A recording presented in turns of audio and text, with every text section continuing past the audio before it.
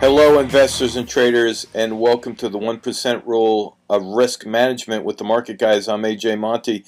This is, in my mind, the most important video you can watch because it's all about managing risk. And if you've been trading the markets or investing in the markets for any length of time, you'll know that emotions will play havoc on your decisions, and if you don't keep those emotions in check, it could be disastrous and ultimately result in a catastrophic loss, which is what we're trying to prevent at this particular point. What I'm going to do is switch to a typical candle chart. In this particular example, we're looking at a stock that's trading at around $5. It's a little bit over $5. You see $5.18. I like the fact that it's showing an inverted hammer right here. An inverted hammer is bullish. We can see that in the past these inverted hammers have resulted in higher price levels after the hammer was formed.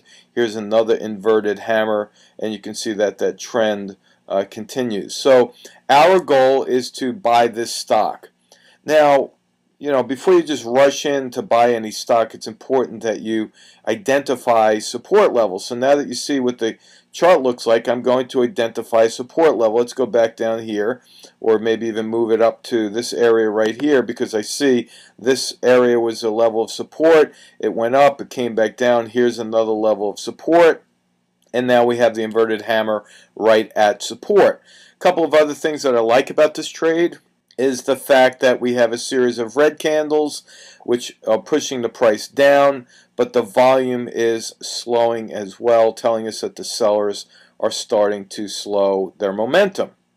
Finally, we see a gap at this level, which gives us a good, reasonable price target right at this particular level. So this is our goal, is to get into the stock and possibly sell it at 608 or around this level for the gap to fill, and that's the end of our trade. So how do we manage risk? Well, the first thing is to determine what your risk amount is. Now, the risk amount has nothing to do with the price of the stock, but it has everything to do with the amount of your account or the balance in your account. So for this example, let's say that you have $100,000 in your trading account. We're just rounding this and using it as an example. You might have more or less, but go with the numbers so we can determine what the risk amount is. So we have $100,000 in our account. The 1% is calculated from this amount. So if we take 1% of the 100,000, we now have a risk amount of $1,000. So that's point one, is to determine the risk amount.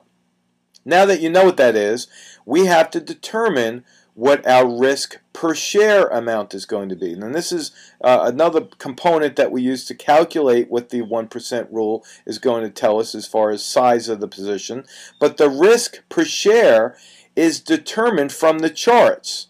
You see, if my plan is to buy this stock at 518 or 519, the market's still open here as I'm recording, and you can see it's fluctuating.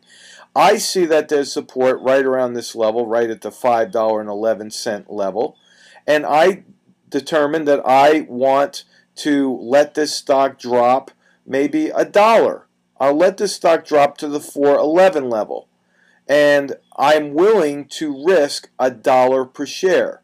So in point number one, we determined what the risk amount is. In that case, it came to $1,000. Our risk per share is the difference between where we buy the stock and where we've placed our stop. So if the difference between our purchase price and our stop price is $1, that is our risk per share. So that's point number two. How do we use these two numbers to determine what our share amount should be? Well, all we have to do is take our risk per share, divide that into our risk amount, and that will tell us how many shares that we get to buy. So in other words, in this example, we get to buy 1,000 shares. Now, let me help you a bit. Let's say that you don't want to let the stock drop that far. You feel that, okay, if it drops below $5, it could go much lower, so you only want to risk 50 cents per share. How do we use this now? Well, our risk amount is still the same, $1,000. our risk per share is now 50 cents because we're determining that we're going to let the stock drop only 50 cents from this point. So we take our 50 cents risk per share, divide that into our risk amount, and now we can get to buy 2,000 shares of the stock. You see, if I let 2,000 shares of the stock drop 50 cents, I'm still only losing $1,000, which keeps me in the 1% rule. So if you like, as an assignment to help you learn this and embed this in your memory, go out there, use these points. You have to determine 1, the risk amount, 2, the risk per share. You take the risk per share, divide that into the risk amount. That gives you the share amount, and you are off to the races. This helps you with sizing the position. It helps you with calculating where your risk points are. You could sleep at night and then move on to your next trade. This 1% rule is applied to each and every one of your positions. So in other words, if you have 5 separate positions, you will be taking 1% on each of those 5 positions. So if you're wrong on all 5 positions, your maximum risk per your account will only be 5% for the total amount of your account, and that's easily managed. You can make 5% back. But this is going to help you prevent a catastrophic loss and keep your emotions in check. So thank you very much for listening. This is the 1% rule of managing risk with the market guys, and we look forward to our next video. So long.